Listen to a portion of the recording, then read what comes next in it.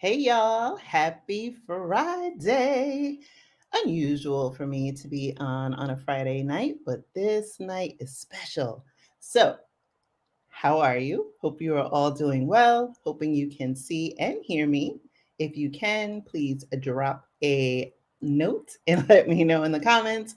But for those of you who know me or don't know me, I am Krishan Wright.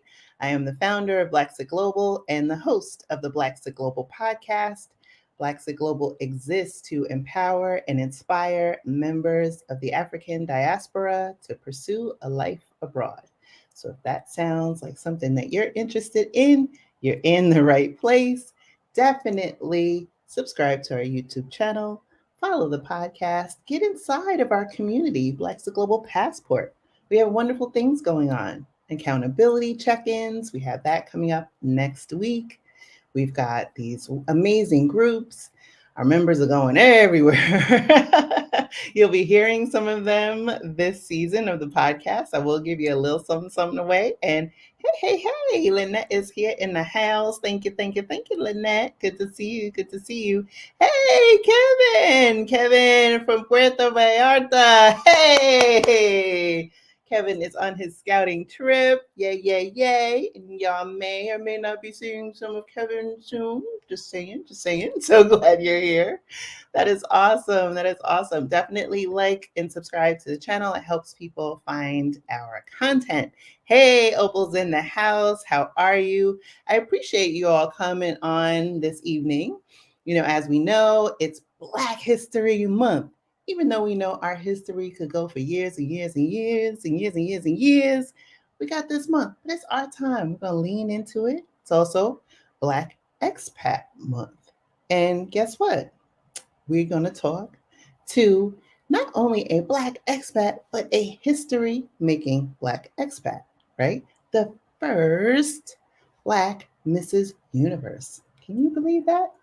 And for those who are diehard followers and listeners of the Blaxit Global podcast, you already know her because she was featured on an episode before she became Mrs. Universe. So, wanted to see how y'all are doing. Kevin says thanks. And me, I love interactivity. I feed off of your energy as well as our guests. So, let us know if you have any questions. We're going to talk about, a lot of things. It's going to be a wide ranging conversation, but also talking about moving abroad. So definitely want to know and let me know how you guys are feeling.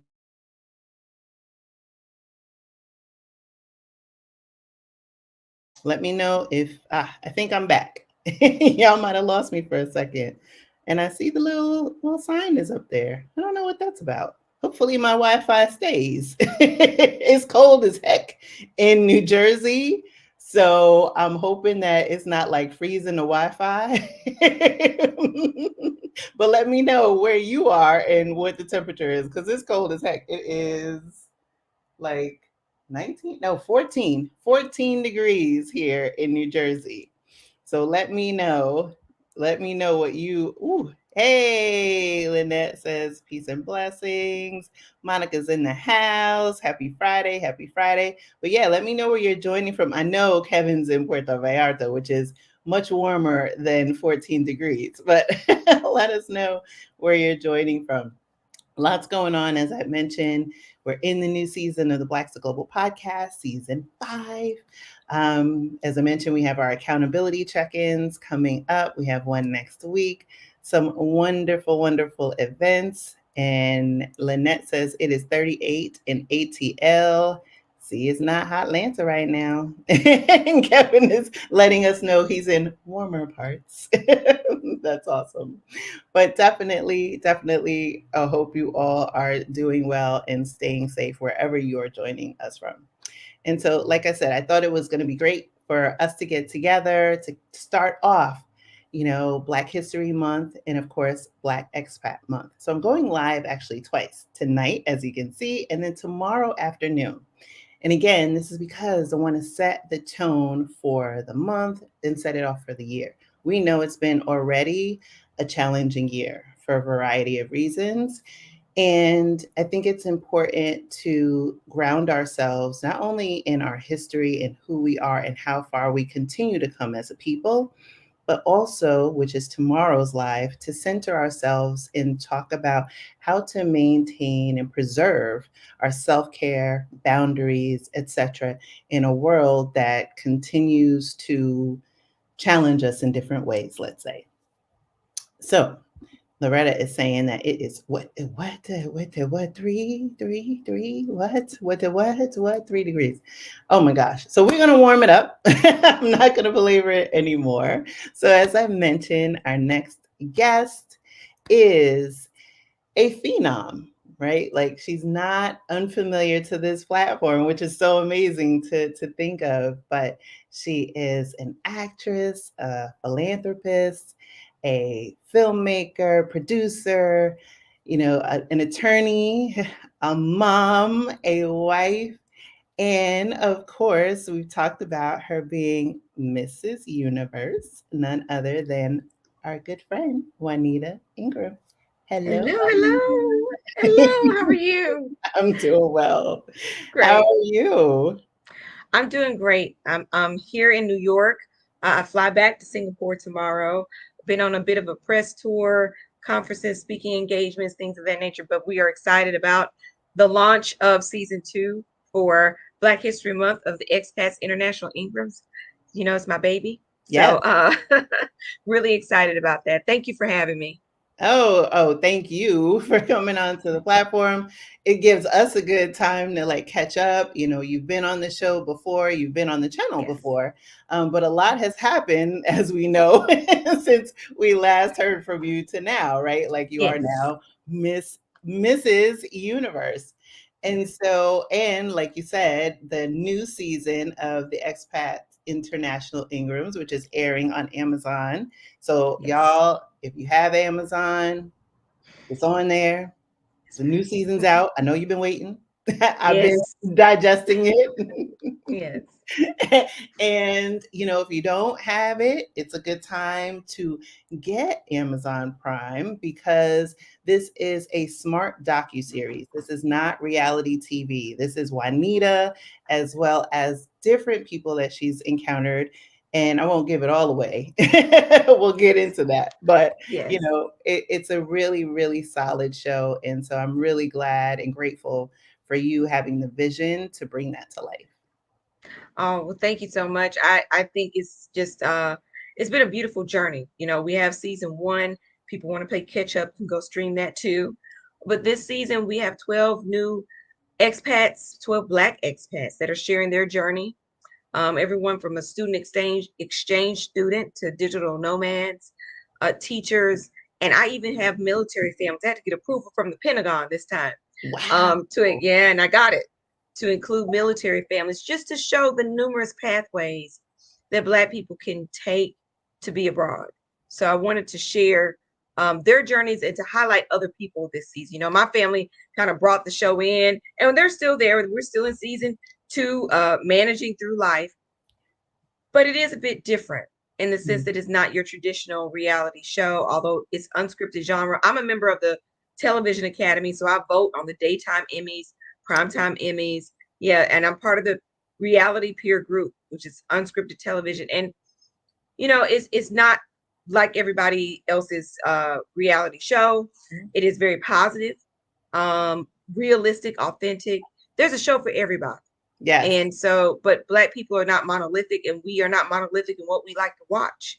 So we need variety. And Mm. hopefully this show will do what A Different World did for us for higher ed. I'm hoping this show can help do for travel and for living abroad and experiencing new things. The common theme is how to navigate change.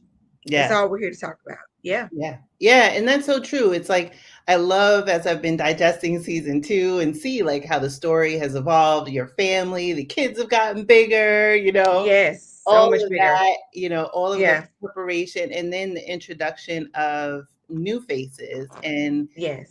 seeing their story arc, seeing their challenges. And, I was struck, I think it was like episode 1 or 2. and got to see another familiar face that, I've had the pleasure of talking to on this platform, Mr. Carl, Carl. Mr. the Black Yes. Expat himself in the Black Yes. Expat podcast. And so it was just so great to be able, because when I'm talking to guests, most of the time, we're having this conversation. I don't actually get to peer into their world. So it Right. was so great to have that opportunity to peer into, what has been going on for everybody, in that time Yeah. between. And like I said, introduced to new characters and their lives, their stories. And what I love about the Black expat experience and being able to highlight the voices and stories of Black expats is Hmm. it's a collective. That's what I love most Yes. about this community is everybody has their own flavor, their own skill set. And like you said, we're not a monolith. And so like for me, it's the podcast and the YouTube channel, right? For you, Hmm. it's, storytelling, motion picture, like being able to bring the visual to life. Yes. And so Yes. that's how I love it's like we all have our own strengths. And then at the same time, we lift each other up collectively, which I think is fantastic. I do too. And thank you for saying that. I think that's why this season we really wanted to explore topics that my family couldn't bring to the table. So we do a lot on dating abroad this season. Um, we have interracial couples this season. We just do a lot in terms of also navigating new friends. So we moved from Taiwan to Singapore in the middle of the pandemic while filming. And so, that'll be interesting. But seeing me in a setting where, Taiwan, I just met a bunch of people that were like me. We got along really great. It was really fast, really quick. This time around, kids are not the only ones that have a hard time making friends. And Mm, so how to navigate those situations also is it's a labor of love. I love it because it is normalizing us just being. yeah. Reality TV tends to have a formula for entertainment, especially when it's a black led cast. And our formula looks a little bit different than other people. Mhm. But I look at first of all, there's a show for everybody. I love all shows. I watch them. I watch them now I study them. I don't really watch Mm. them for content. I study them for their transitions. I wonder what color grade they're using. I study them as an art form now. I'll never look at reality TV again because I'm just like, oh my gosh, how did they make that transition do that? Did you see that Mm, 30-second clip? I just look at it for a totally different reason. Um, but there's something for everybody. And there should be something for everyone. But yes. what I found is there aren't that many things for us in terms of being able to showcase how different we are and being able to showcase what success looks like outside of being a rapper or an athlete. So I Mhm. wanted to show that because that was my reality. So I wanted to share that with the world and hopefully to normalize us for ourselves and others. Absolutely, and I think the episodes that I've watched, this show in its entirety, right? You're in originally, right, Taiwan. You Yeah. journey over to Singapore, and it is just like confronting. And I love that you don't shy away from that in the series. Is that Mm, confronting?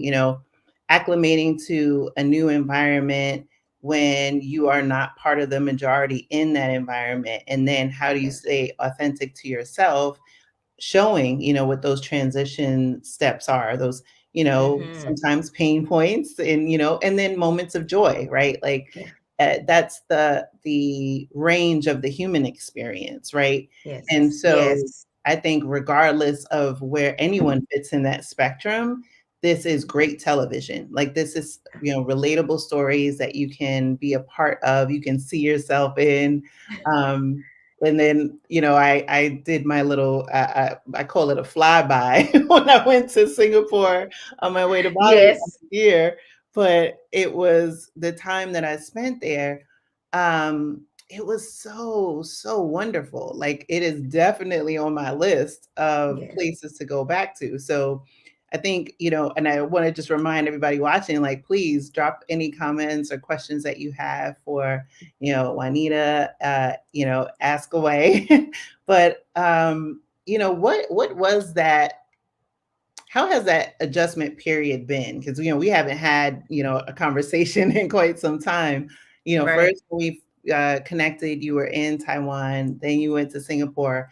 I've never been to Taiwan, but I definitely, from our conversation, recognize that there were things to adjust to, right? Humidity, Absolutely. weather, everything, right? So how, I don't want to compare and contrast, but I guess maybe ask the question is, how has the adjustment been? It's been great. It's definitely had its challenges. I will say Singapore is a bit easier to live than Hmm. Taiwan, only because English is the official language. Everything you were here, everything's in English. It's really easy. So the adjustment in Taiwan was a bit more difficult. Anytime you throw in a language barrier, that's going to be something that you have to navigate and overcome. Um, but it's been an amazing journey, just to be able to meet so many different people from so many backgrounds and get to know why they came and how they got to be here, and then really finding your tribe and then being plucked up and having to do it all over again. So that's the journey, though. That's life. The only Yes. things that are not constantly changing are things that are dead. Very true, very true. So when you went to Singapore, and like I said, when we last spoke, Mrs. Universe was not part of the conversation, right? So you've Right. had some pageantry in your past, Hmm. and now you're Mrs. Universe, and Yes. you were representing Singapore.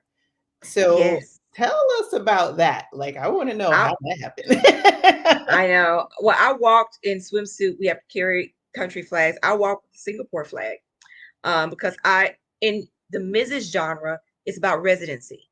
It's not necessarily always Whoa. about nationality. It's about residency and where you live. And technically, I mean, I'm always an American citizen. I don't own any property in the US. I don't have residency there, in the Mm. sense that I don't have a home to go to. I don't own any property in the US. So, yeah, there was a casting call. Originally, I was casted to represent Taiwan, because there were no. Yes, and you'll see how that went down in season two. I'm not going to give it away. It is an interesting thing. As you can see, I didn't, but it is interesting, the conversations and dialogue that took place around that. Wow. Yeah. I can imagine. I can imagine because you're an American, you're a black woman, you're in a different part of the world, Hmm. and also I would imagine competing or having, like you said, nominations from people that are, native of that land. Um, Yes. And I remember when you were competing, and you'll let me know what part of the pageantry.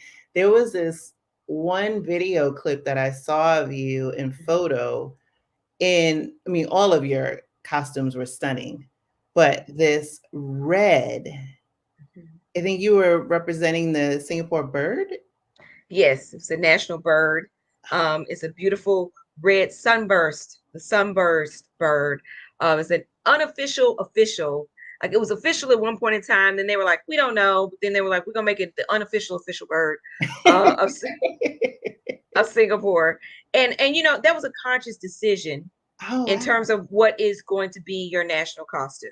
Mhm. Because when you represent another country, I didn't want to put on Singaporean ethnic cultural attire, and I'm not Singaporean, because it just kind of borders on cultural appropriation at that point in time, Mhm. But everybody has a national bird, a national animal. I told somebody, they were asking me what was I going to do if I did Taiwan. Would I put on the traditional Taiwanese attire? And I'm like, no, why would I do that? First of all, y'all didn't really make that for women with hips, okay? Let's not even stop playing.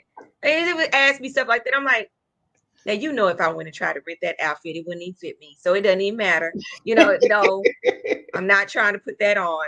But more so for out of respect and cultural reasons. But I'm like, you all act like y'all don't have a national bird, a national butterfly. Mm.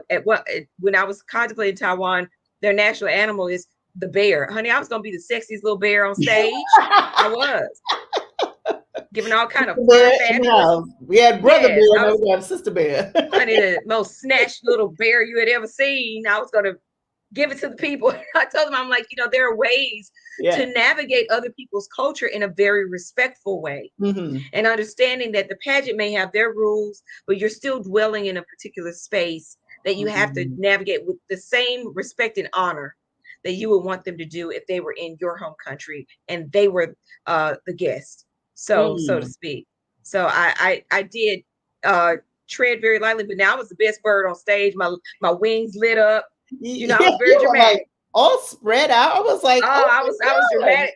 I was in the shadows, right? Because my lights didn't show the same when the light was on the stage. So I stayed in the shadows and then I flung it open. It was I lived. It was everything for me. Wow. I had a great time competing. I had a lot of fun. It's a lot of work, but it's all in episode 13. You see the behind the scenes. I can't go into it too much because there's a lot of things that no one would ever know. No one Wow. would ever see. So they allowed me to film. Oh Um, my gosh. That's yeah, they allowed, awesome. yes, it was awesome. But then when it was also it got kind of weird with some of the contestants after a while. They were like, what is she doing?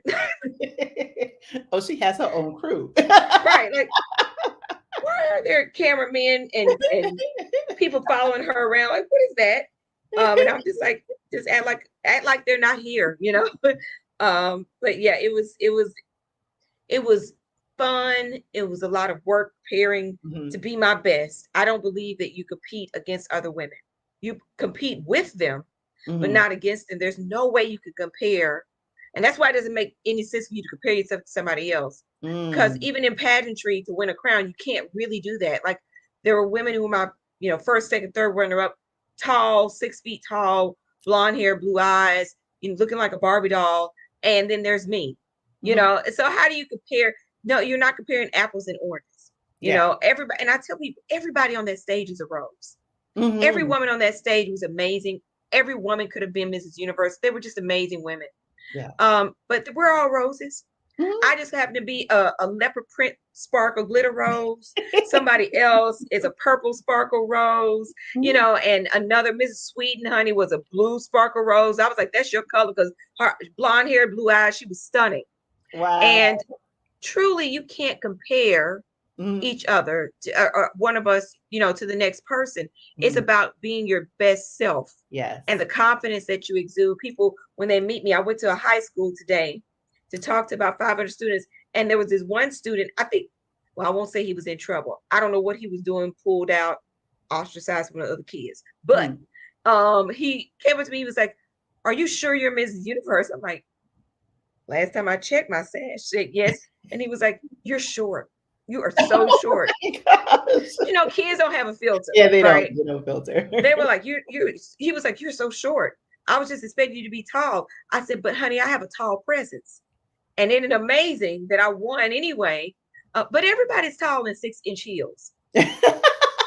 That's true. I'm like, there are no short people in 6-inch heels. We're No. all tall. Yeah. Some of us are even taller than others, but everybody's tall in a pageant. So Yeah. it was a great experience. I met great people, a lot of fun, lot of work, but it was good. Mhm. And so what's the reaction? What was the reaction in Singapore once you won the whole daggone thing? Oh my gosh, they were posting about it, they were celebrating. The beautiful thing about Singapore to me is it's such a melting pot, Mhm. in that it's truly made up of generations of people who migrated, people who immigrated, and it's a heavy expat community. Mhm. So people often ask me like, well, what part of Singapore are you going to represent? Like, how can you represent Singapore? I represent my part of Singapore, which, Mm. is a lot of expats. I think it's a 5 million population. 15% are expats of the entire Wow. population. It's a lot. Yeah. So I represented them, which is a very important part of the community in Singapore. English is the official language. Mhm. It's very easy. They call it Asia Light, but Yeah, I I didn't represent, even realize that when I went. I was yeah, expecting to hear different languages, and then I yeah, was like, I was almost kind of let down because I was like, oh wait, you everybody speaks English. everybody. like, And the okay, street signs are in English. yes, It's the small things yeah, that can make or break your experience abroad. very true. Street signs were in English. Yeah. I finally was able to go grocery shopping and could read the Mhm. ingredients. For Yeah, 2 years I in took the Taiwan, metro, and I was yeah, like, I what, went to the Gardens by the Bay, came yeah, back, walked around, and no problem, no problem. no Like, I said, problem. a little let down because it was just like I kinda sometimes wanted the little bit of a challenge, but, Yes. it was great, and everybody was so welcoming. Hmm. Yeah, it was. It's just one of those things where it really depends on where you are, the type of experience that you will have. And I Mhm. love that about the ability this season to show the contrast because Yeah. we do move from one country to the next, and it's all Asia, but it's very different, Yes. very, very different. So it was a joy to make. It did take me 18 months because my show is not scripted. It's Mhm. not. I can't go in. Most productions can go in and crank an episode out every year, and that's because the majority of it is pre-planned down to the conflicts. How do you know Oh, somebody's wow. gonna have a conflict with somebody? I just want it to be as authentic as it possibly can, Mhm. and to really just offer information, entertainment, again, the edutainment combo Yeah. in a way that otherwise would not be done. Oh, yeah. So I'm just excited that we're finally here, season two, and that and we're gonna do the expat extended on purpose Oh, streaming. I have about 20 to 25 scenes that I couldn't even fit into this season because you got to cap it somewhere. yeah. And so, just it was just a beautiful experience. It really, really was, and I enjoyed highlighting other people this year and this Yeah. season. Yeah. Was that I know you said it's a large expat community and Black expat community. One of my former colleagues actually, works for Meta and is in Singapore as well, and Who that's, is who is that? I bet you I know her. Your uh is her name? Is her name Tawana? Yeah. I walk with her. That's my walking buddy. No way! It's crazy, and in fact, this is how and Tawana, if she's watching this, she must know everybody. That's Yeah. first, okay? I'm here in New Jersey, or sorry, well, I flew into Jersey, in New York. I went Yeah, to she speak lives to an in element. Jersey. Yes, I went to speak to an elementary school in Long Island. I'm a part of the Links Incorporated. One of my Link sisters takes me to her family friend who wanted to meet me so I could take pictures with the children and the kids. And it turns out I think it's either her Tawana's family member or something like that. Small world, No way! small world. It is That amazing. is crazy. It's crazy how we really are only 1 or 2 degree of We separation are. Yeah, because from let me each look, other. I didn't expect because that was actually one of the, introductions I wanted to make because Hmm. Tawana, when I started at the company we used to work, together, she was there. I had just started, maybe like a couple months later, a couple weeks later, she had Hmm. gone on vacation, transitioned, and then ultimately left. But she Hmm. was good friends with another one of my colleagues who's actually been on the podcast in season one. They're very, Uh, very tight. I think she's actually a godmother to Tawana's children. So they talk all the time. And then Tawana and I have gotten, communicated a few times since I hmm. created Blaxit Global. And so it's just so funny because I was like, oh, when I told her when I was coming to Singapore, she was out of the area as well. But I Yep. had no idea the two of you knew each other. So when I went to That is when hilarious. after I won the crown, she was the first person I had lunch with when I No came home to way. California. Oh my gosh. I No, had no idea. that is my friend, and Wow.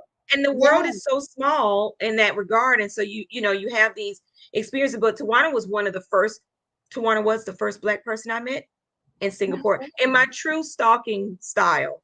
When I because I will find if I see a Black person, you Black people, y'all can, if you see me internationally, you can pretend like you don't see me. You're gonna see me. I'm gonna be like, do the natural what's up. Yeah. And if you ignore me, I'm like, hi, because And I saw Tawana. We were on a tour. We were on our cultural integration tour. No way. Oh my gosh, you are blowing my mind right now. And I had no we idea. were they were taking us on a tour of the American Club to see whether or not we wanted to join. And we were walking past, they have a wine bar and like these special craft goods. And we were walking past, and I just saw a Black woman standing there. And I was, I was on my tour. I was supposed to be paying attention. And they kept going forward, and I backed up. And I'm like, No way. hello, Black woman. And That is it so was, crazy. I it had was, no idea because Tawana and I, and like I said, we didn't know each other when we were in the office. Like we would see each other, mm-hmm, and it was like really short overlap between the time I started and the time she left. But I know that she's, good. We have a good friend in common, and mm-hmm. Tawana and I lived in the same town. But Yeah. Oh, wow. What a small, it's such a yeah, small world. yeah, In the Black expat community, that's why I love that that it's is Black so expat month. wild. That's crazy. We double date. I like that's my Wow. friend. It is but in the Black expat community, it is so close knit. That's why I love your platform. Thank you. I really truly do, because it's a way that brings people together. Mhm. And 10 years ago when I first started being an expat, it was very hard to find your tribe. That's probably why my stalking skills are so profound and perfected, because it was before you had affinity groups. I'm not shy. Like, I'm just like, hey, hello, Black person in a foreign space. How are you? And I Yeah. had to be that way Mhm. because finding tribe back then was far more difficult than it is now. Now you have so many outlets, and the expats chats, like whole app that you can connect with Yes. people, and makes it so much easier and so much better. Mhm. Shar is, I love her. And Yes. yeah, it's just Shar was my sponsor to get on Clubhouse. That's how deep we go. Char's the plug because She Char put is. Portugal on the radar for me when I interviewed her for the show. Yes. And then I And was like, Portugal "Oh, is wow, all everything. right." Yes, Portugal is everything. Yeah. I won't give too much away, but like on my there will be a season 3 in a different kind of way. We've talked about this, but in Yeah. my scouting, Portugal is everything. Yeah. And she really educated me on that information as well. And I just, I love where we are now as Black expats as we celebrate this month of our Yeah. existence, because there's so many of us that are taking this journey for various reasons, Mhm. whether it's on a corporate assignment, or whether it's on I'm a head on out because I'm tired and I need a Mhm. mental break, and that's real also. Yes. But whatever the catalyst is, I love on the show that we show all of those different lanes and all of those different pathways. Mhm. But I love where we are today as a group and a collective, because you can stay connected, because you can reach out, because if you have questions, or you do a great job of educating and informing and Thank you. giving people options, and just creating this space so we can have these type of dialogues so Black people can understand what the options are. I tell people all the time, living abroad is not for everybody. Yes, the show is more about navigating change. You could be a trailing spouse and move from one state to another. Mhm. First time I was a trailing spouse, I moved from Chattanooga to Indianapolis. Culture shock. It was just different. I lost my network of support, because as a lawyer, you bloom where you're planted. You go to Mhm. law school, you have this network. That can happen in any setting, but I think as expats, sometimes one is a very I was on this other podcast and I was being interviewed, and it was a white podcast. And she was like, Mm. the expat space is usually very white, Juanita. I'm just going to tell you. And I'm like, well, honey, you said it. I did, because I can't say that, but you can say it. And she said, I'm like, you said it. So if forever when I say that, I didn't say that. Okay. I did not say that. Y'all's white girlfriend, she said it. Okay. She said it. I did not say that. But because this space is normally it's very hard for us to find one another, very hard for us to have these particular opportunities. Mhm. In the last 5 years, I think it really has opened up the landscape. I think we've done this for years, but certainly the dialogue in the times that we're living in right now, Yes. especially, Yeah. what happened in Memphis really hit home for me. I'm from Mhm. Tennessee. I got my law degree in Memphis. Um, it really hit home, and it reminded me why you're on the journey, why you choose what you choose. Hmm. And I say it in the show in season one, I say it in season two, I say it always, cannot outrun racism. The There you go. difference, you can't. It Racism is everywhere. You are not going to outrun it. The difference is you won't die from it. And honey, that's good enough for me. Good Yeah. enough. You're Yeah. not going to die. We did the Black Lives Matter rally in Taiwan. The police were passing out water to us, helping us set up barricades, asking if we needed anything. Mhm. Now they weren't talking to me because I didn't speak Mandarin, but I understood what they were saying and I understood the gestures. And it was just a different environment. In Yeah. Singapore, there are a lot of rules. As long as you don't break the rules, you're fine. But they Mhm. uniformly apply to everybody. No police officer is going to come up and put their hands on you. They're just No. not going to do that. It's never going to happen. Mm-mm. Will you be followed in the store? Maybe. Will somebody look at you a little strange or stare at you? In Singapore, probably not. In Yeah, I didn't have Taiwan, any issues there. you know, no. Listen, I stepped off the plane in Singapore, and I love Taiwan. Don't get me wrong. I love Taiwan is amazing. The people are friendly. There's just, demographically, age-wise, there's depends on what generation is staring at you, whether or not they jump when they see you, Mm. or the opinions that they have of you in Taiwan, because it's a very homogeneous environment. Mhm. So they just aren't used to seeing us.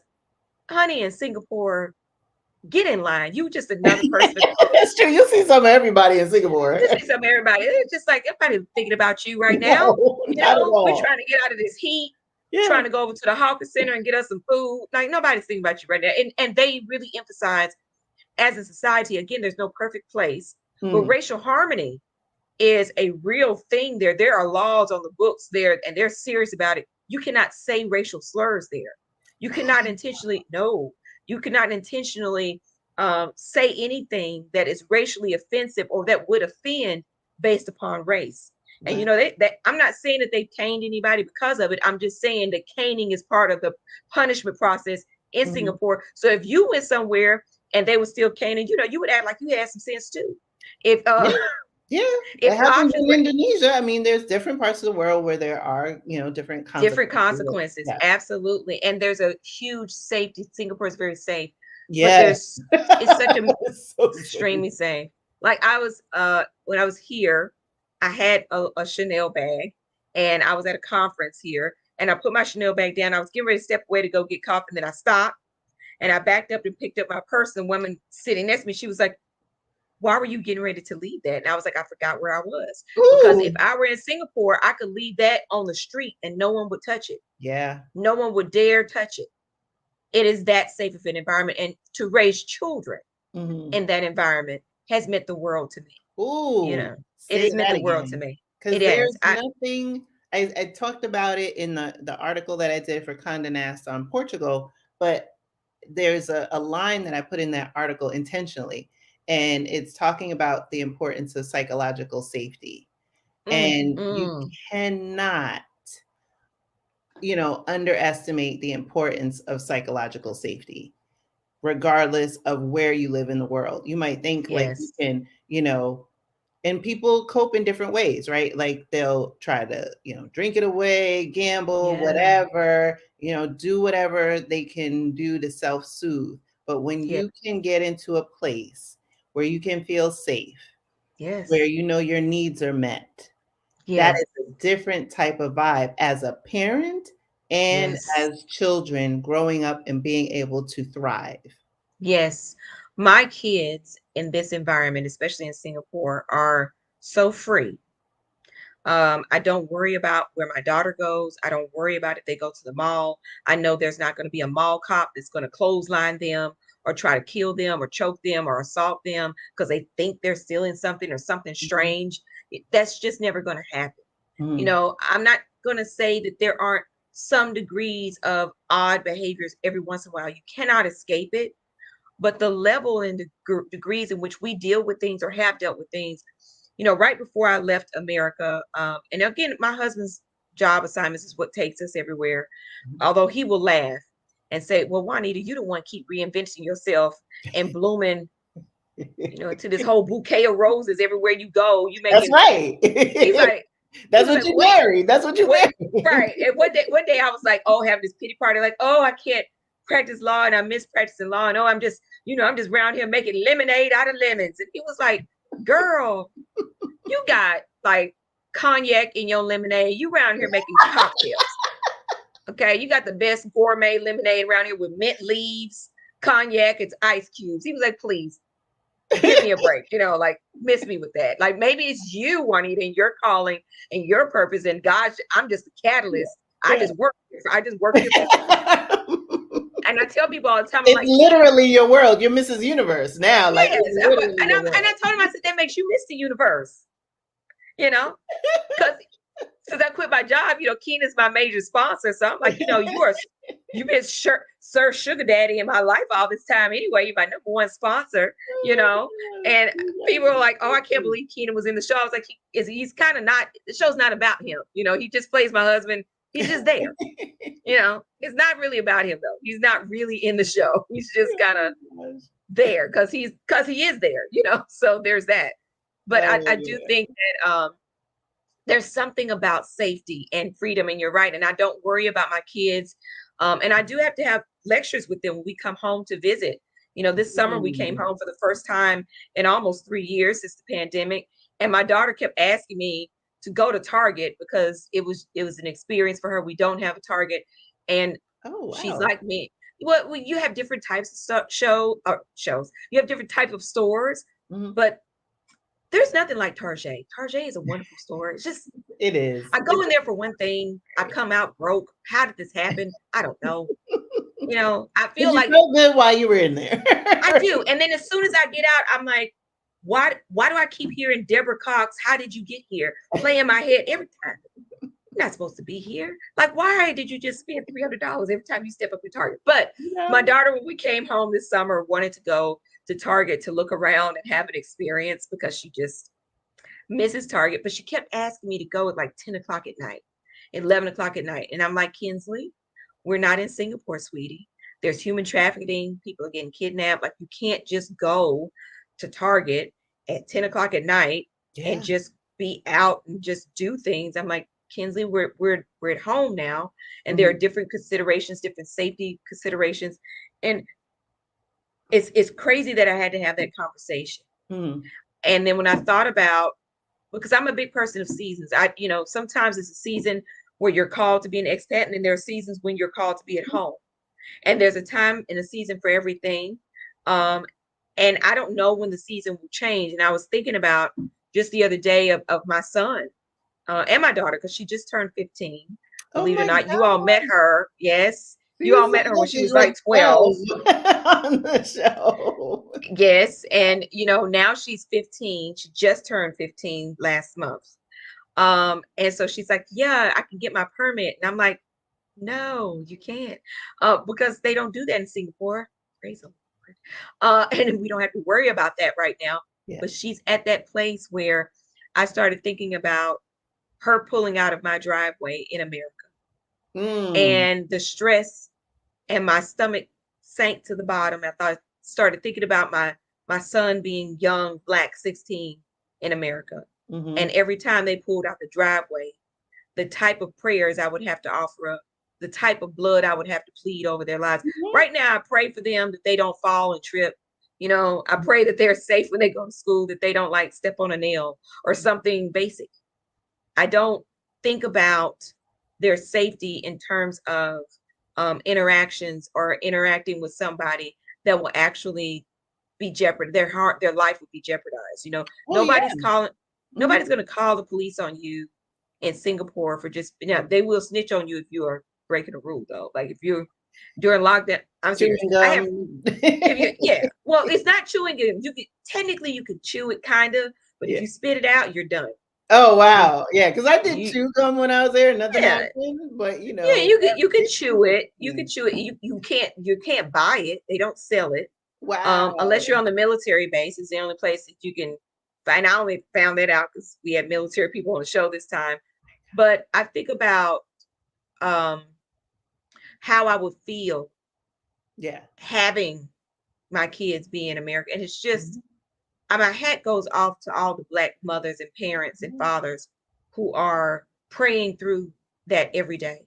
Yeah, it's hard. Um, It's hard. I have yeah, 2 children. My son's, gonna be 23 this year, and my daughter's gonna be 18 in a few months, yeah, and, she's driving. He's not. He can, navigate where he lives in Ohio with transportation, public hmm, transportation, but that is, less of an issue with her driving as yeah. much as it would be my fear with him driving That's very for real. those very reasons. And I think back, especially as I'm putting the door, right, closing the door on my life here and preparing for my new life abroad Hmm. and being in reflection, there are these like feelings that are coming up to the surface and like memories and the thing that I've noticed as of late, past couple of years, is that there's always been this low level anxiety that Yes, has been ever yes, present.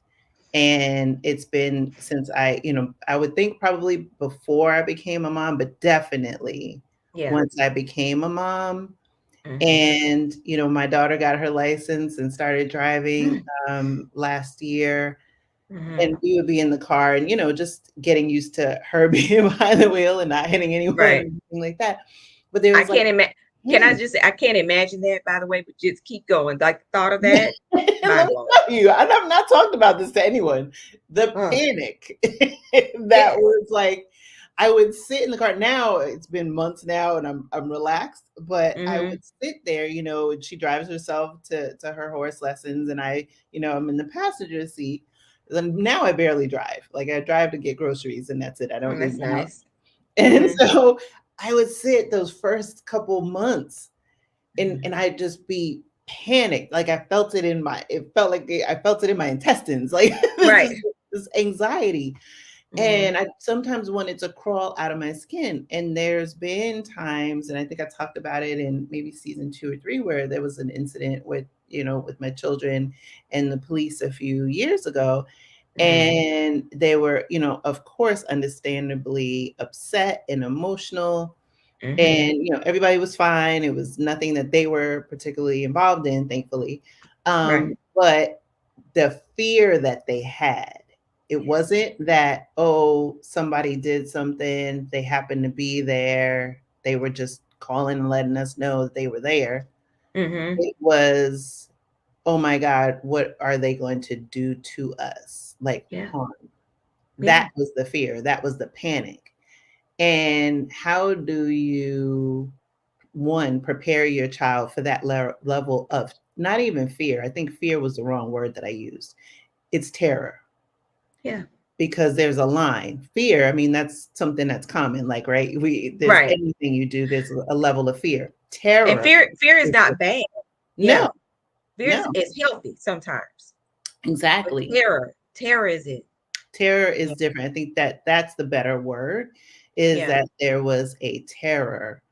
And as I get ready to leave, and be Hmm. on another continent and being, Hmm. comfortable with my children being here. And it was Oh, a lot of I had to dig deep and just I make sure, bet. am I okay with this? And Hmm. are they going to be okay? And my mom, there was an incident. I think I talked about it at the end. I may have talked about it in the podcast where it was a few months after the shooting in Buffalo, and Hmm.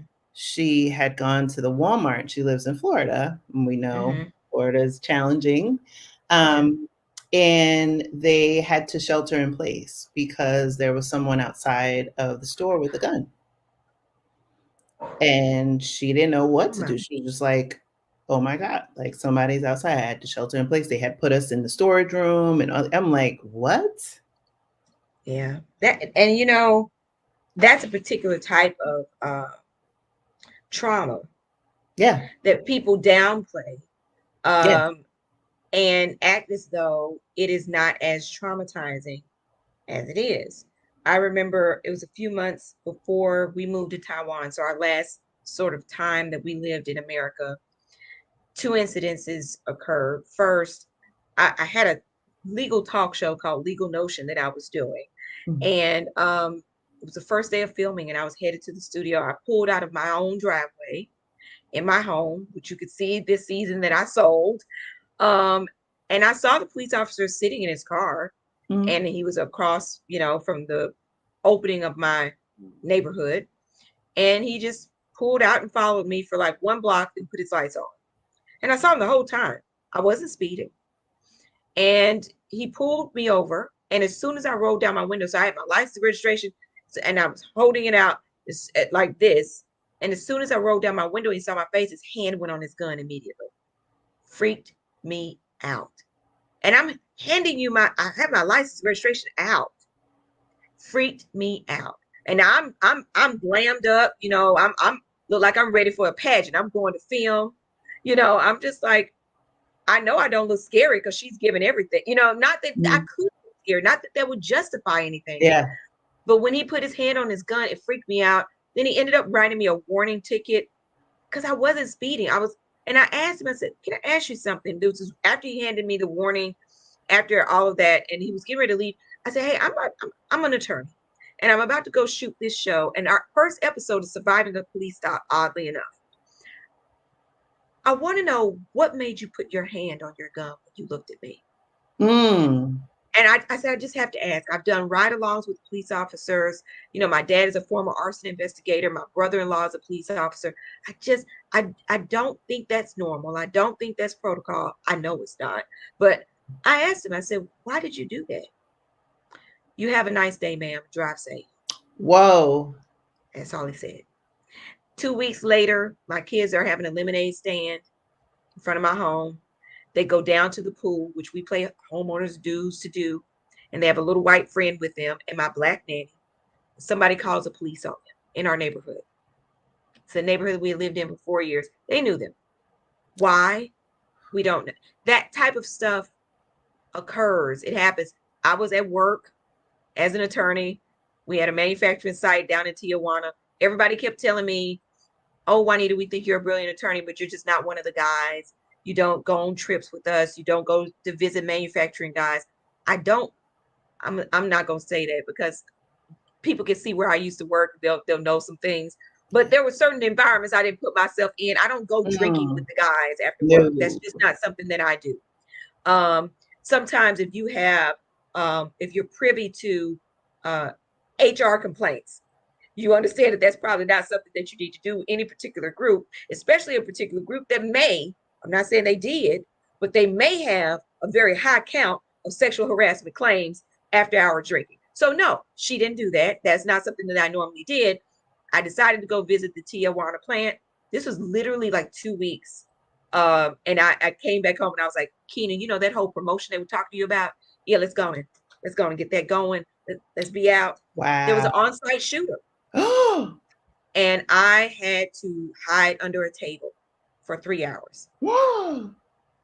And I saw them Oh my God. coming out because we were like right down from our hotel. They were sitting in a truck. I walked past them and I locked eyes with them. And they came and they shot up the entire lobby. They were looking for some guy that were there. It's Mexican cartel, I guess. I don't know. I didn't.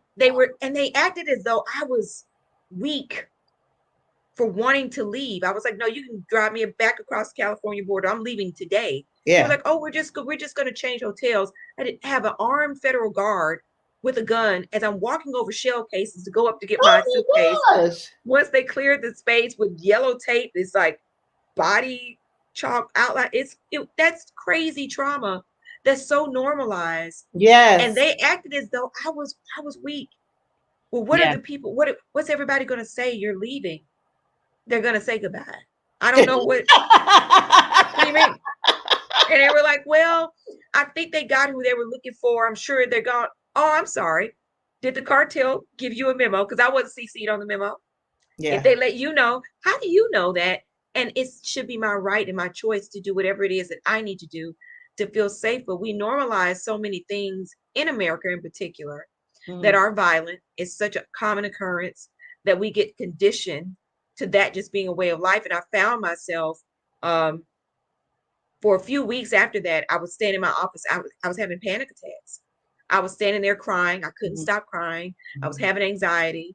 mainly because they berated me and made me feel so, Oh, um, yeah, like yeah. something was wrong with me. And so to your point of having to make the choice and decide what is best for you, what's best for your Mhm. children, that trauma that your mom has to live with, Mhm. and having to shelter in place, that shouldn't be normal, but Yeah. it is. Mhm. It's very common. I won't say it's normal. It's never normal. It's common.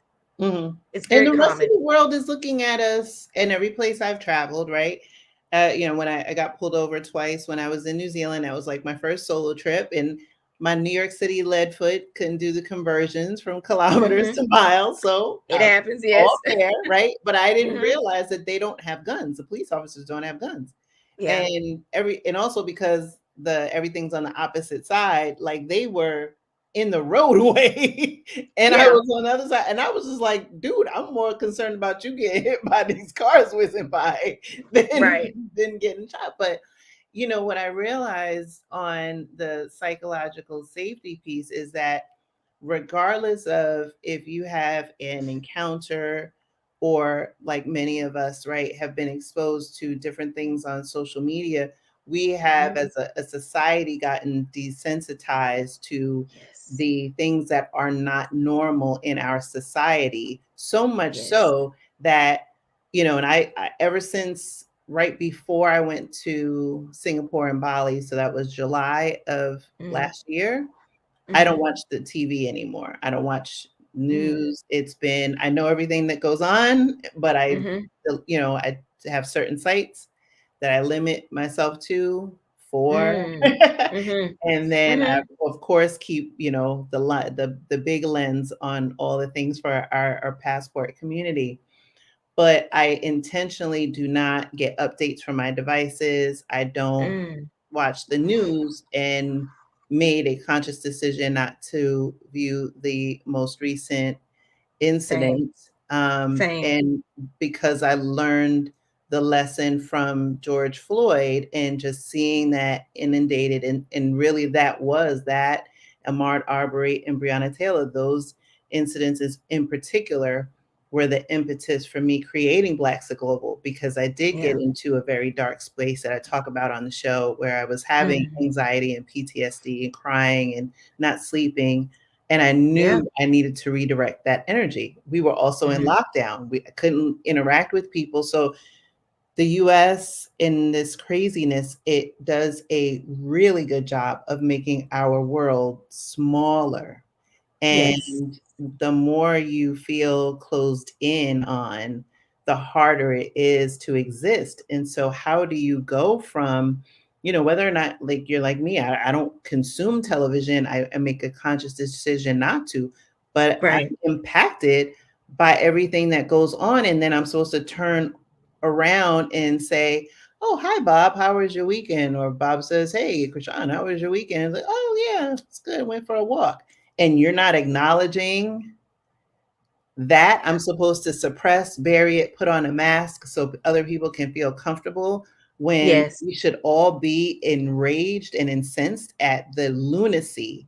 And then to see that not only are these things existing, but the people that we put into quote unquote power to act on our best interests collectively can't seem Yes. to come to an accord, when the rest of the world, when there's something as egregious that happens, there's a Hmm. hard stance, right? Yes. Get Absolutely. rid of the guns, no mass shootings. Like, there are countries, we've just talked about it, that their Yes. police don't have guns. There are countries where you do not see military grade weapons. There Hmm. are, like you were talking Yes. about Singapore, they don't even sell chewing gum. Okay. No. Like, The only chewing time you'll gum. see an armed guard is if there is a dignitary Mhm. around, maybe the president or somebody, and you won't see them. I remember when we first moved here, I was walking in a park, um, and you just I was in used to be in Taiwan. You just don't see police officers don't even have guns. Yeah. And I had my headphones in and I was bending down to tie my shoes. And I looked up and there were like six military officers that were dignitary and they were marching towards me and they all had these big guns. And I screamed. I was like, Mhm. ah. oh my God. And I said, and they don't speak to you because they're in formation. But I said aloud, I was like, look, I'm from America. Y'all gonna have to announce that y'all coming. You need to do something. You got to let the sister know. And it was one guard in the back, and she cracked up. And I don't think she was supposed to laugh, but I'm funny. And because I was just like, look, y'all gonna have to I'm not you. No one sees guns in Singapore. So you look up, you see this. I'm like, oh my God, who's invading us? So like, there's an Right? invasion, right? But the stress, uh the PTSD, the trauma, the things that you go through, like you said, whether you have been on-site shooter like myself, or just how it's normalized, and how you're right. I didn't watch the video either. I Mhm. took it as an act of self-care to love Yeah. myself enough not to subject myself to seeing another Black person die in a video. Yeah. I'm Mhm. not, like, they release it like it's a Netflix special or something. This is Yes, and that life. is so grotesque. It's Yes, so it's and it's grotesque. and it's life, and it instills terror. Yes. It instills fear. It is not a healthy level of fear where you fear like touching a hot stove. That's a good fear to have. Mm-mm. We're talking about almost a spirit of fear, which is Yeah. not healthy, and it's not good. And it conditions you to being whatever it is that they're trying to condition us to be, with that. And Yeah. whether it's intentional or unintentional, but Mhm. it happens, and it's Yeah. happening. And again, there's a season for everything. Yeah. Your season's coming to a close. You had a conscious season of, I'm in the US right now for a specific period of time. Mhm. Being an expat, I told someone, there was I think, I can't remember who it was that was having this discord about the difference between expats and immigrants, Hmm. and the fact that, and I think they had this sort of experience with white expats that left them a little jaded, like, oh, these people have been living here for 17 years, and they've bought up all the land, and they don't want to be called immigrants because there's a negative connotation with that. So everybody's calling themselves expats, but expats are a bit different than immigrants because there is no intent of permanency for the Mhm. most part. Yeah. And it could be short term. So I recognize that there may be a time when it's time for me to have an American experience again. Mhm. And there will be experiences and terror and trauma that comes with that. I am just in relief right now Mhm. that we're in a season of living abroad, and Yeah. that I go to sleep every night and wake up, and there are certain things that you just don't have to deal with, you don't have to experience, and it's a blessing for me to Yeah. know that my kids will never be harmed or attacked by a police officer, certainly not while living in Singapore, and that wouldn't have happened in Taiwan either. Mhm. And so it's refreshing for the season that you're in. And I just want Black people to have choices and to know that they have choices. Yes. That's why I created the show, so they can be informed, just really see what it's like. It's not a travel vlog, it's not Mhm. travel. We're talking about living. Yes. And I wanted people to see what it was like to live abroad, and Mhm. just to have a Black life. That's why the subtext of our show is Black life abroad. That's what it is, Yeah. and so I wanted to demystify that for us, because when you see yourself, the biggest compliment I ever received was from a grandmother who said that she sat her grandkids down in front of the television, walked away, did not worry about what they were going to see, didn't worry about the content. She said, I came back like 2 hours later, and all they could talk about were the countries they wanted to go see, and they wanted to travel. And she was like, they were talking about your kids, and they could see themselves in this setting through my children. Yeah. That's the reason why I made it. Again, when we watched A Different World, I don't know about everybody else, but for me, I was like, I'm definitely going to college, and I'm Mhm. going to this whole HBCU thing. I want my Hillman experience. I want that for me. And it literally was carried me to college. And I want this show to do what A Different World did for us for higher ed, for Mhm. our show to do for travel, and for, really thinking outside of the box, and allowing people to understand international lifestyle and settings for us, and to Yeah. normalize us just being, we got a new dog. Somebody help me, and I'm sure, honey, we weren't sure if that dog spoke Mandarin. I was like, why is he not, am I in the wrong I language? know. Do I need to speak Mandarin to the dog? Like, what is going on with it? Oh my And so it's funny experiences that you have Yeah. that are culturally laced with new cultures and new experiences, but Mm, navigating change is a new or common experience for everybody. yes. And I just want Black people to know that they have options and to see what they are, to be informed, to be educated, and also for us to be entertained in a Yeah. way that is not minstrel like. You know, Yes. it gets to a point in reality TV. And again, I won't harp on this. I love reality, all forms. There's a show for everybody. One person's that's ratchet is another person's mindless escape that helps them to avoid anxiety, that Mm, helps them to down, to deload from the day, mm, to unload and unpack. So I don't judge reality TV. I don't judge other shows, whether you like certain shows or you don't. I think it would be hypocritical for me to say, oh, I want to do things in a different way and then turn around and judge those platforms and shows that allowed some Black people to be able to pay their rent. So who am I to judge that? I yeah. just think that we need diversity Yeah. because not all of us wants to see the same type of reality show. And we need our Black Chrisley Knows Best. I tell people all the time, my show is like if Chrisley Knows Best and Blackish had a baby and then raised it abroad. That's my show. But I We think the one country. thing that I don't want to lose sight of with that, Juanita, Mm-hmm. is the fact that this is like you started off the conversation talking about this is your baby. You Yes. have concepted it, Yes. produced it, funded it, right? Financed it. Yes. The whole thing. And I Mm-hmm. think that is also one extraordinary, first and Oh, foremost. thank you. But the reason why it's so important, the ownership piece is so important, Yes. is because when we look at, and I'm going to make a broad statement that I think is pretty accurate, but when we look at the reality show genre or many different genres, where there seems to be this stereotypical kind of formula, Mm-hmm. they are often funded by bigger companies, corporations that do not look like us, do not Yes. have an agenda. They have a certain blueprint in mind of what they want to bring forth. And then that Yes. becomes the template. And so Yes. it's important that there are creators like you out there who Mm-hmm. have the vision, are able to bring this forward. But the other side, because it's an and, Mm-hmm. is that we have to show up. We have to Thank download, you. watch, Thank support, you. share. We have to Yes. carry it over the finish line, right? It Yes. can't just stop with the creator. Like me with Blaxit Global, I'm an independent podcaster, right? I Mm-hmm. can't go up against bigger shows that have bigger budgets and whole Right. teams.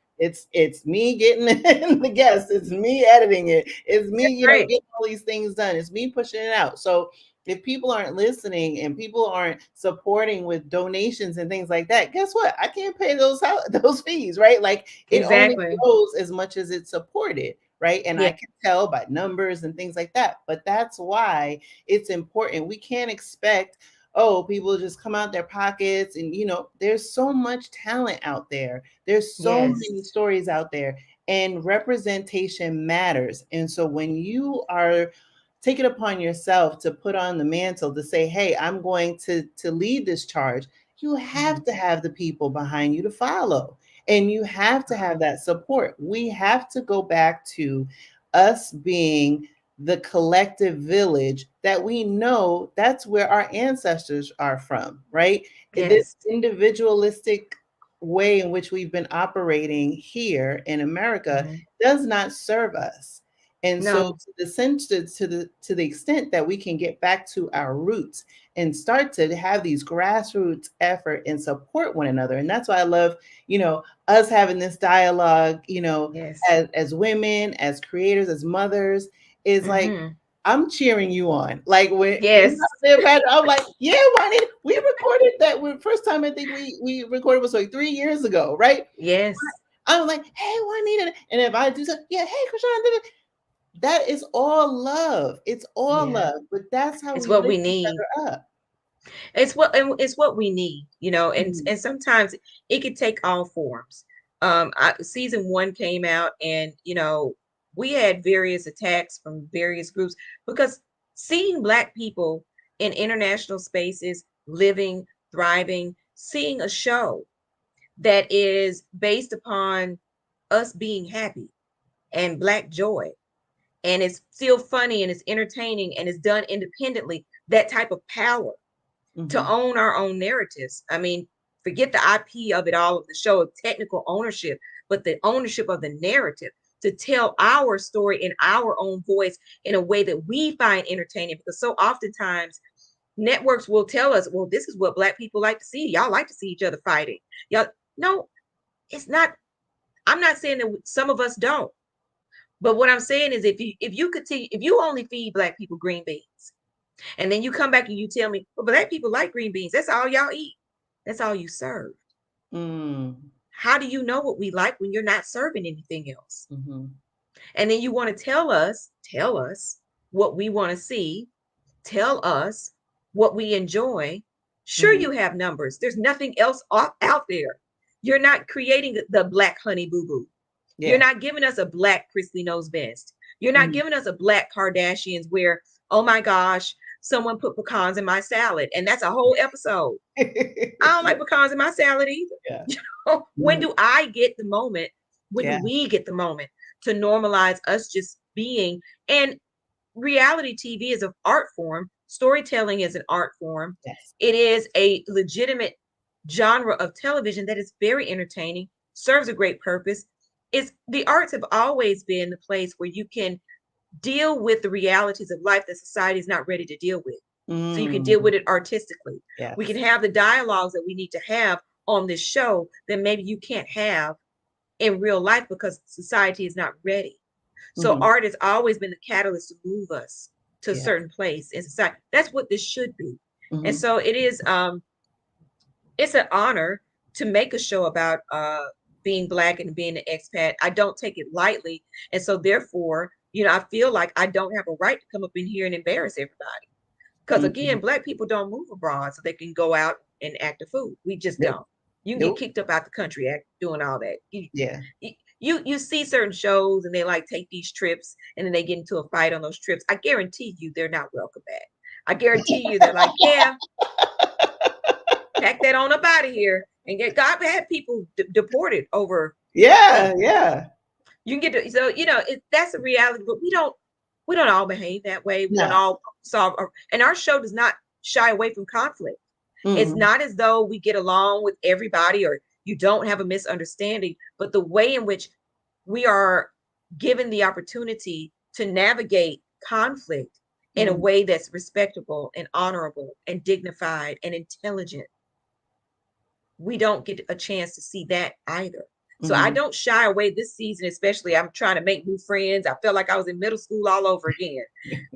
First day of school, it was, and every Black expat that you meet is not going to be your cup of tea.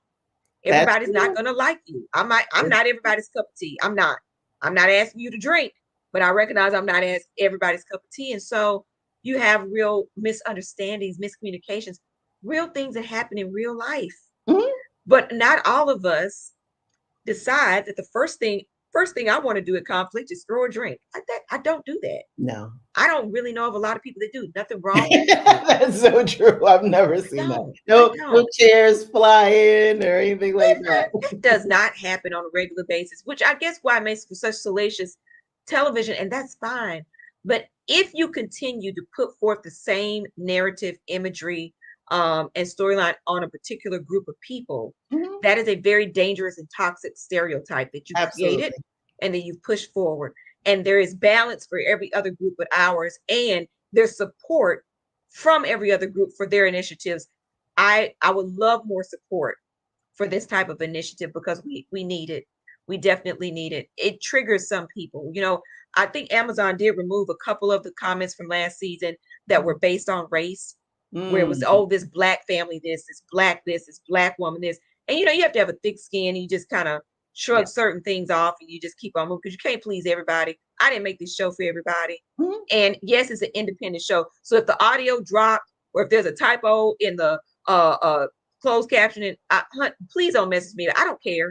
Mhm. Okay. There's many mistakes as Oh, Bravo, yeah. Lifetime, and they have their budget for one episode is as not even, I didn't even have that for the whole season. Wow. So to make the miracle and to have the talent to be able to bring forth this type of quality, I deserve 5 stars just for being here, because Thank you. Amazon rejected the majority of their submissions. Mm, They're really focused on Amazon originals. So to be an indie artist, to have the quality that we're trying to bring to people, and then to have to beg people to leave 5 stars, yeah. and seeing other groups of indie filmmakers of other ethnicities put out one Facebook post and they get 500 reviews and 500 5 stars and all of these, Yeah. Yeah. and it's like pulling teeth, Yeah. to get us. But we say we Tell me want about it. quality. We say we want these outlets. We say we want it, Yeah. but it is an and. We need to show up, and we need to support those who are out here, like trying to break down the stereotypes and Mhm. really reshape how we are handled, because these type of shows dictate, and the media in general dictates how we are handled, and oftentimes mishandled on a global Yes. scale. So Yes. I'm trying to do my part. I'm Yeah. trying. Y'all go and like the show, Yeah. leave 5 stars. If you don't like the show, don't leave 3 stars and 4 stars. Yeah. Don't be that person. Yeah. Don't. Please leave. I'm just gonna call you out for what you are. Please leave that plantation mentality somewhere else. There Don't you do go. that. Yes. Don't do that, because we don't need that. We Mhm. haven't arrived enough. We haven't gone far enough. Mm. We are oftentimes so hypercritical of our own, and Ooh. other Tell it. groups, they don't do that. They don't. We are hypercritical of one another. Yes. Whether it's a restaurant or whether it's a show, folks Mhm. are trying, but Yes. you will give grace to everybody else but your own. That And is so that's true. what got us sold on the shores of Africa. Now let's call a thing a thing. Yeah. That type of divisive mentality is a reason why some of us, we weren't captured, we were sold. It Yeah. was part of an agreement. Mhm. I'm not trying to be funny or anything like that, No, but come on, it's accurate. Like there, everybody had a hand in in the play. It's it. physical. Let me tell you this. I'm gonna leave it at this week. I'm not gonna keep you all night. But as physically dominant as we are, do you honestly think that these people could get off a ship and actually run us down and capture us and chase us? Mhm. You can't even beat us in hurdles. Like you did. You had help. Okay, you had help. Yes, We got to get out of exactly. that mentality of not helping one another where it matters. And so Yeah. thank you for creating this platform. Thank you Thank you. for creating this space. Thank you for all that you're doing to have these type of dialogues, to the support that you give within our community is just amazing. That's Oh, why any award that you ever up for, I'm like, yes, I'm voting. Can I vote twice? I got 2 computers. I got 2 logins. You think they're gonna tell? Because I'm voting as many times as many. Listen, I am there. I'm going to support, and that's what we need to do, because that's what other people do. yes. And one Yes. day we've got to arrive at a place of understanding that we got to stop selling each other on the shoreline. We have to. Mhm. We have to. Yes. And only then So when we get to that place we can really say we've gotten to the promised land. You know, absolutely. I feel like at that in my core, when we arrive at that level, and I understand that, it's a journey, it involves self reflection. Yes. Sometimes we don't want to do the deep work. Sometimes we fear being able to do the deep work. And I think we've talked about it, right? Like, okay, if Mm-hmm. I go there, who's going to be there to hold me, right? Told me. And that's how It we have to be there for one another. And that's why, it wasn't enough for me to create the podcast. I had to have the community yes. aspect of it because I understand, and I've been on this journey. Once I declared it in 2017, I didn't create Blaxit Global till 2020. All those years, it was me working through getting my mom on board, getting the kids on board, right? Like Mm-hmm. all of this by myself and working full time and all this other stuff. And then, creating the community was so important because I wanted to create the thing that I needed at that Yes. time and realized how important it is. And then Mm-hmm. organically just asking the community, okay, what do you need? Okay, accountability. Okay, accountability check-ins. Let's do this. Men's group, men's group. Okay, we get this because representation matters. Support is so important. And Yes. and when we can feel safe and supported, and again, that also extends to supporting one another. When we see each Absolutely. other cheer each other on. Like I am so when I have a guest on the show, that's the guest that I'm gonna follow for a long, long time, right? Most Yes. people that I keep in contact with because it's like, like I said, we want to cheer each other on. It's a different type of Yeah. energy than I would say some of the people that I deal with in every day. And I'm assuming some of it has to deal with us being trying to exist in a place that doesn't allow us the opportunity to really be our full selves. Yes. But I think for the people that I've encountered when was on scouting trips and by creating this community, it's it's just a different type of vibe. Whether you Mhm. are moving abroad, thinking about moving abroad, or like you who Mhm. have made the leap, it's a different type of individual. I think it's a different mindset, and it's a journey step, right? Like mindset is Right. gonna flip the switch. Oh, I've got a new mindset. It's a process. Even every day, I go through it. Even today, I Mhm. was just struggling today, Yeah. and and the closer you get, the more stuff that it has to happen or happens, Right. and it's important to understand that regardless of where you fit in the spectrum, you will find like-minded individuals. You will have a safe and soft place to land. But it's Yes. important that when you do, wherever that is, right, whether you're preparing or have made the leap, is extend that grace to somebody else. Yes. Extend that support and love to somebody else because that could be the thing that gets them through the day. Yeah. As of late, people have been saying stuff like quoting me in different areas. Like I've been tagged where somebody was saying that they when I say my intro to the show, like they say it along with me because that lifts their spirit. Like just reading that lifted my spirit, right? Like Yes. that's how we have to think about the energy which we bring and how we want to show up in this world. And that's what I love Absolutely. about your platform. I love about you as an individual is that you have that vision and we are the recipients of that. We are the beneficiaries of that gift that you've given us. Oh, well, thank you. I really appreciate that. And the positive feedback and comments, they do go a long way. They do keep me going because it is hard to do this independently and to do it well. Season one, we had vetted through the Television Academy and it was on the Emmy ballot. It's very unheard of. We were on the Emmy ballot. We didn't get the nomination last time. I'm believing in the nomination. I'm believing in the Emmy this time Mhm. because it is an art form. And to do that takes, I mean, there were days when I was editing for 18 hours straight. 40% of this show this season, I edited it myself. Wow. So it's not a situation where I have a team of 20 people per episode like they do at a network. Most of Mhm. the time it's me and maybe two other people. Mhm. Maybe if I'm lucky. If not, it's just me. Yeah. Same. And I made it in season 5. yeah, I mean it is, so it's one of those things where an encouraging word goes a long way when you're Yes. trying to do something new, when you're trying to be protective of us and our narrative and our story, and you're doing it for us, and then us won't even do for you. It's hard. It hurts Mhm. sometimes. I'm not Yeah. gonna lie, sometimes it hurts. Yeah. Especially if a critique comes from us. Mhm. It feels really unnecessary sometimes. I'm just like, I'm just trying to reshape how people see you. So Yeah. maybe the next time they see the humanity in you and think twice before they clothesline you over something stupid because they Mhm. feel like they can, and they feel like you don't even have agency over your own being.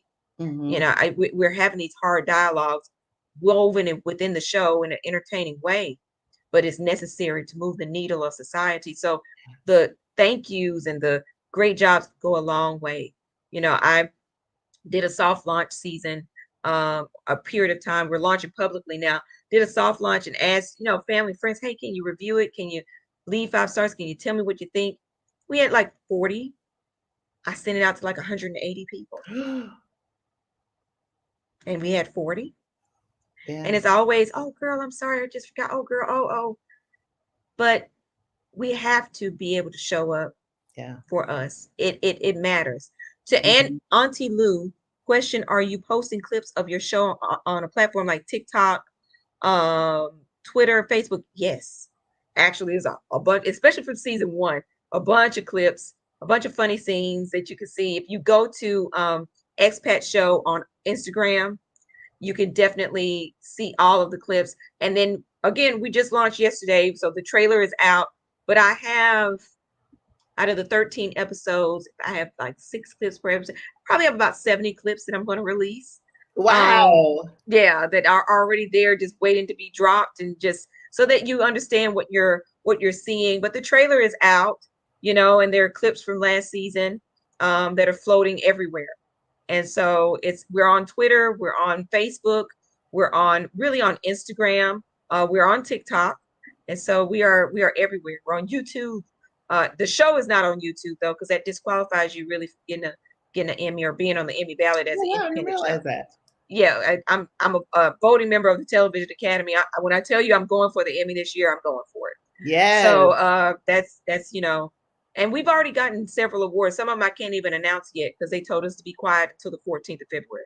So can't even talk Wow. Oh about it my yet. gosh. Well, They, I'll be following and definitely yeah, I want to because I know there's been I'm looking at the comments and so they're definitely wanting to know how to follow you and then of yes, course how to support you in the show. yes. So if you go to I am Juanita Ingram, on that's on all platforms, Instagram, Facebook, Twitter. That's my website. You can find me there for the show. Expatshow.com. You can find the links for the show on there. You can find it because it's on Amazon US and Amazon UK. Season one is also out.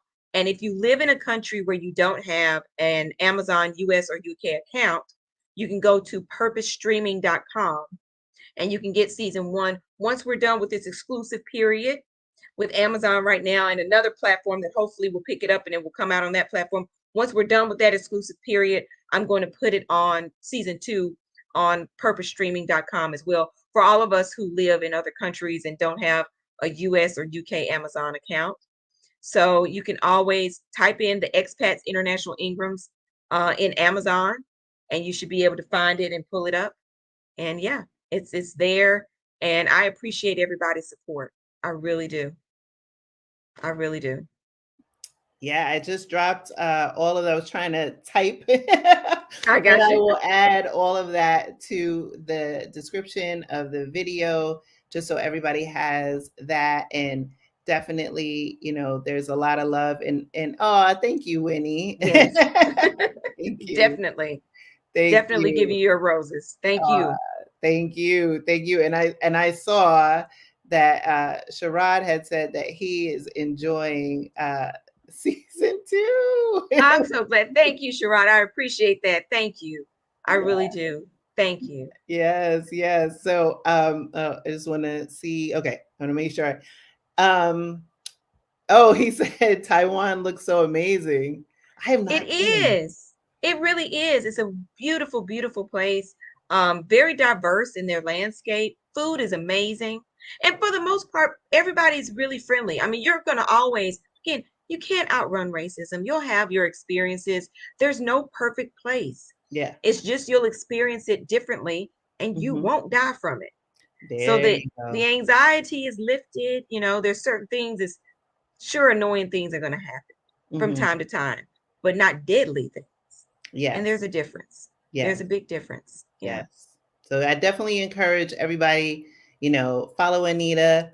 More importantly, watch the show. Watch season Yes. one, watch season Yes. two, leave a 5-star review, tell a Yes. friend, write it, do a social post, whatever you can do to spread the word and show support and love is Yes. greatly appreciated because like I said, as an independent creator, content creator myself, like we need your support. And so, definitely whether thank you for all of you that showed up live, like this video, share it, subscribe to the channel, right? It just enables more people to find our community and let, this community grow, and then also for people to find out about what Juanita's working on. That's Yes. the importance. And like I said, I am so excited for you, so excited for season 2. Thank And you. I look forward to watching, like, all the awards come in, of course. Thank We'll be, I mentioned at the top, we'll be going live again tomorrow to talk self-care. That's at 1 p.m. Eastern Mhm. time. But Juanita, one, it's been an absolute pleasure catching up with you Thank you. again. I Yes. have enjoyed watching, your you and your family's journey, and of Thank course you. watching season 2 of the show. And safe travels. I know you have a long flight Thank you. tomorrow to get Yes, home. 23 hours, and I'm going to lay down the entire time. I'm going to go to sleep. It's going to be the best nap that I've ever had. I'm just going to, because it's been a busy, busy time. I've had a lot of news, a lot of press. We did a screening, private screening in Harlem. And so, which to me is like the heart of Black, New York, Mhm. and the home of many, or the origin of many Black expats. Yes. So, yeah, it was very intentional about celebrating it here initially. So I'm just thrilled, and I'll be thrilled to get on the plane and lay down. I'm looking at my shoes over there. I got like 3 things left in this room to pack. And then I'm gonna pop these lashes off, you know, to put this wig on the nightstand and lay it down. Okay. I'm just telling you right now. It's going down. It's what's gonna happen. It is. It is. Well, definitely thank you for being a guest Thank you on for the having me. platform. I can now say, like, oh, I've interviewed Mrs. Universe. I mean, I did before you Yes. became Mrs. Universe, but still, like now, Right, right. Exactly, exactly. I would have put my crown and sash on. I've had it on all day. That thing is so heavy. I'm like, oh that my thing is gosh, huge. it's huge. It's heavy. It's sitting right here. I'll just bring it over I here. told my mom, I sent her the picture, and I was like, I've never seen a It's crown so big. it's huge. So Oh like my Lord. I put this towel on the top of it to keep the tips Oh from yeah, yeah. chipping. But Oh it my is huge. gosh. It is huge, and It that is goes on my huge. head. And Juanita love the kids. I do it for the children. I put it on for them, but I'm just like, kids, my neck Uh-oh, I lost your audio. uh-oh. Oh, Did yeah, you? I have you now. Yep. Okay. My neck, it's only so strong. And yeah. And so it's been a long day. It's been a beautiful day though, and it's been a beautiful experience. Uh-oh, I think I lost Again, you. Oh, there you go. uh-oh, can you hear me? Okay. Yeah. I'll stop moving around. I'll No, stay that's all still. I'll right. stay, I'll stand still. But but no, it's just been a beautiful journey thus far, and I appreciate the love and support from everybody. Yes. And so yeah, just keep it coming because we need it. Yes. And now that we've gone public with the show, just like last season, there will be people that will be triggered because not everybody likes to see happy Black people. I'm just being honest with you. That's Sometimes true. happy Black people trigger folks, and they're just like, "Wow, they so happy," like. we, Oh, we can't I we can't honestly, be angry. We can't be no, happy. we can't be happy. I had one comment that was just like, "Yeah, it's just a rich Black family acting rich, just another rich Black family," and I'm like, "Okay." Like, That came with 1 star because that was wow. supposed to be a negative. Yeah, it's just the things that people perseverate on that really trigger them Yeah. um, is because luxury for us hasn't been normalized, especially for Black women. We can Hmm. be the proverbial mammies of America Hmm. and save the whole country, but Hmm. not take care and save ourselves. How dare you? Yeah. How dare you? That's And not for that's why you. you have to, I know moving abroad, living abroad, and doesn't mean you have to move forever, however you want Mm-mm. to do it. But I know it's not for everyone, like in terms of Right, the desire or the means. right. But I look at it as, if you want to improve your quality of life, and in Mhm. my mind, extend your life, Yes. it's the right decision. Because whether we're talking about psychological safety, physical safety, but one thing we didn't talk about is, when we talked about the low level anxiety and everything else, the extension of life. What does that do when you're operating at that level and you don't see what's going on inside your body. You're not seeing your high blood pressure, right? Your heart rate getting elevated. You're not Hmm. feeling, you're not seeing the effect of these hormones that are released in your body and what that does to your organs over time. Not only the mentals, right? Like, are you Right. hastening, certain diseases of the mind because Hmm. you are under an extreme amount of stress, but you've Yes. gotten to a baseline that allows you to exist. This is Yes. not normal. And so that is why Mm-hmm. it's important to have these conversations. It's important, especially like I said, for me, for Black History Month and Black Expat Month to go live Hmm. again tomorrow to talk about self care. And, I Yeah. encourage everyone, if you can attend, bring a friend, watch the replay, share it out, because at this critical time, we are at a state of emergency. Yes, we are Yes. in a new year, but these things are not new, right? Right. We have to take this opportunity. We cannot go back to, oh, okay, things that happened in 2020, that was in 2020. Look, we're in 2023. It's happening all over again, All right? over again. And Cannot it and go it's back to being complacent. absolutely, and it has been happening for quite some time. We just have the documentation of it now, which is Mhm. also doubly traumatizing for us to continuously see it. But, Yes. at the same time, I was telling someone the other day, I'm not going to watch it, but I thank God it exists because there's Mhm. accountability Yes. prayerfully that will come with that. That doesn't mean that I have to watch it and I have to see it. I Correct. pity the judges and the, judiciary system that do have to watch that. Correct. And they need to. They need to see Mhm. it.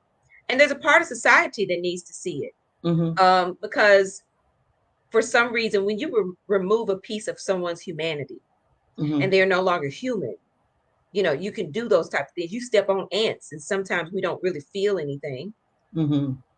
And so if you see someone as an ant, you don't see them as human, then, if you step on a cockroach, you don't say, I'm sorry, Mhm. if that's how you feel and see and view that person. Mhm.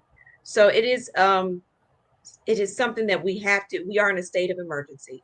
Yeah. And that's why I want us to be able to see what it's like, because we have decisions to make and we need to Yes. make informed decisions.